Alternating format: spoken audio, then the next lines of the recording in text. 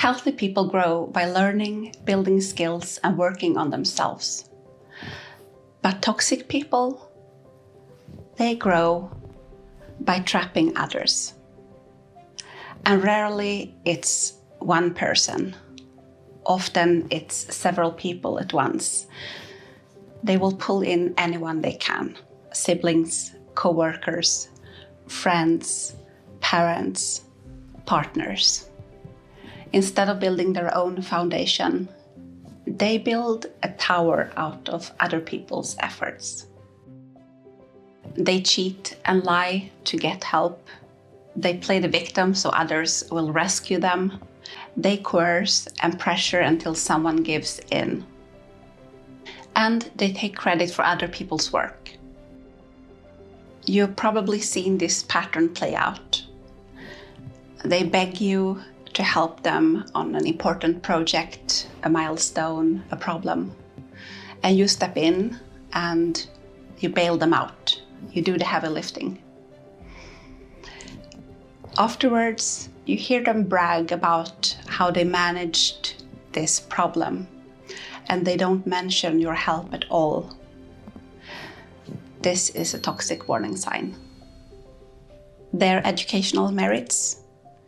They got through school through attaching themselves to a friend who even wrote some of their essays. The company they bought, their mother took out a loan on her house. The children they applaud themselves for raising.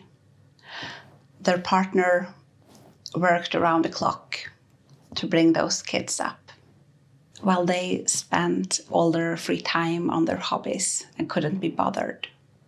That clever idea, stolen.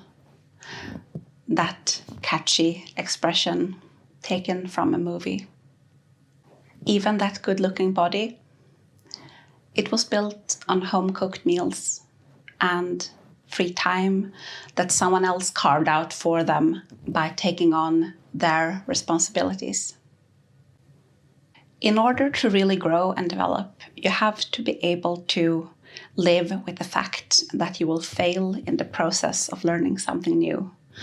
So you have to be willing to stumble, try, ask for help, admit that you're not perfect, and you need to be willing to put in the effort, even if it's uncomfortable. Toxic people are rarely willing to do this real and deep work. Part of it is that they avoid responsibilities and hard work. And part of it is that they cling to this perfect image of themselves. When they get into a new hobby, group, or education, they are more focused on styling themselves to play the part. So they got into law school, now they need the hair, the glasses, and the little leather case bag. And their effort goes into that, to playing the part and to using the right expressions. And they don't want to admit that they don't know, because that would be admitting chinks in the armor and that they are not really this perfect person that they want to portray themselves to be. They don't want to risk failing. They don't want to risk the trial and error of real learning. So they take shortcuts. They attach themselves to others. They steal ideas. They put on the theater act, because to them that feels safer. Safer than risking failing, safer than risking the trial and error of real growth. They are afraid of being seen as less than and being exposed as a fraud. So they never build that real foundation. Therefore, their growth is an illusion, and it falls apart the minute the people that is holding it up steps away. There is also another layer to this dynamic. Your growth, even if it is helping them in life, it also threatens them. It highlights their lack of it, and it makes them feel inferior. That's why you'll often find them ridiculing your successes or smearing you if you are doing well in life, criticizing you over minor things, and picking on you constantly. They want to minimize what you have accomplished because they want to keep their fantasy intact. They want to feel like they are on top and that you are inferior. Because in their world, there is no such a thing as two winners. If you rise, they will sink. Instead of letting your success inspire them, it threatens them. So they tear down what they can't match. I saw this play out in my own marriage. For years, my husband had complained about our strained economy. So when I got my medical license and I started to earn more money and I even got a raise, I expected him to be happy and relieved because now our financial difficulties would not be that difficult anymore. But instead of being happy for my success, he started to criticize me and put me down even more. Well, it was about minor things in the home that he would pick on daily. But it also became about my knowledge as a doctor.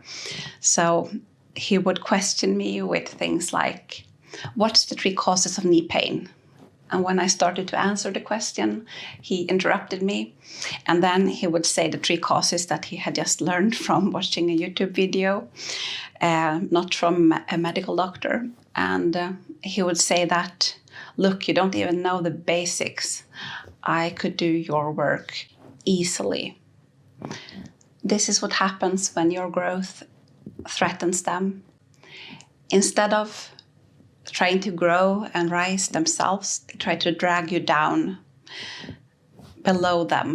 Toxic people trap others to carry them so that they can stand on top, looking down, feeling superior. From the outside, it may look like they are successful, that they have a beautiful home, well-raised kids, that they have the appearance, they have the expressions. But if you look closer, it is a patchwork of other people's accomplishments and gifts to the toxic person. If you have been part of a toxic relationship for a longer time, you've probably felt this, how you are holding everything together. You are doing the groundwork, you are raising the kids, you are taking on the problems, solving them, and making sure that everything runs smoothly, while they seem to be looking down on you more and more every day, complaining about all the ways that you are failing. Have you ever felt drained, stuck, or invisible while someone else rose up? This isn't a weakness in you. It was by design. How do they do this? How do they trap you and make you give and serve them without getting anything in return? Of course, if you are just an acquaintance, they can use their charm or play the victim to get what they want. But if it goes on longer, if the relationship goes on for a few years, they use a different technique, something that will affect truth itself. We will talk more about this in Wednesday's video. Subscribe and hit the bell if you haven't, so you don't miss that video.